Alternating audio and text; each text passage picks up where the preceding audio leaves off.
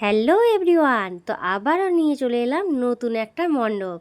তো তোমরা ভাবছো আমি মণ্ডপের কথা বলছি আর এখানে মেলা দেখাচ্ছি কেন। আসলে মণ্ডপটা ঠিক মাঝখানে আর মেলাটা চারিদিকে ছড়িয়ে রয়েছে। আর এই মণ্ডপটা যখন কথা উঠে তখন কিন্তু এই মেলাটাও দেখানোটা আমার দায়িত্বের মধ্যে পড়ে, কারণ এখানে প্রত্যেক বছর খুব বড় করে মেলা বসে।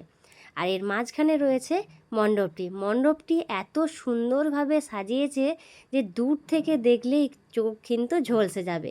আর এবারের থিম ছিল মাতৃরূপেণ, অর্থাৎ মায়ের যে রূপ সেটা এখানে তুলে ধরার চেষ্টা করা হয়েছে। আর চারিপাশটা দেখছো কত সুন্দরভাবে সাজিয়েছে। তো চলো আমরা ভেতরে ঢোকা যাক। আর সাইডে রয়েছে প্রদীপ, মানে মা হচ্ছে একজন প্রদীপেরই অংশ, কারণ তার মধ্যে রয়েছে একজন সন্তান। আর প্রথমেই ঢোকার মুখে রয়েছে একটা বড় স্ট্যাচু, আর সেখানে কিন্তু মায়ের যে রূপ সেটা তুলে ধরার চেষ্টা করা হয়েছে। আর চারিপাশটা ছিল অসাধারণ, তোমরা দেখতেই পাচ্ছ কত সুন্দরভাবে থিমটা সাজিয়েছে।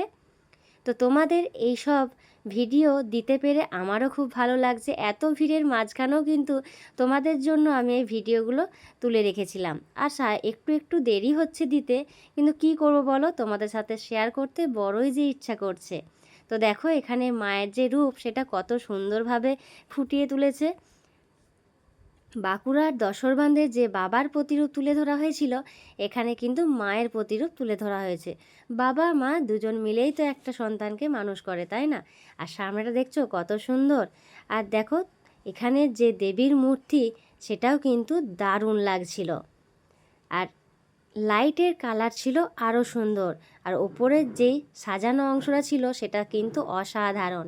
আর এখানে মাঝে মাঝে লাইট লাগানো রয়েছে, কারণ মায়ের যে প্রতিরূপ সেটা কিন্তু আলোর মধ্যে দিয়ে প্রকাশ করার চেষ্টা করা হয়েছে।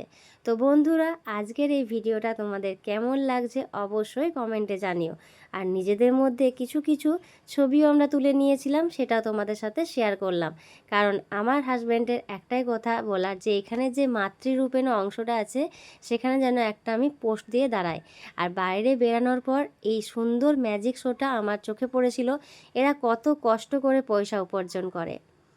আর এখানে আমার ছেলের সাথে একটা ছোট্ট পোস্ট তোমাদের সাথে শেয়ার করলাম।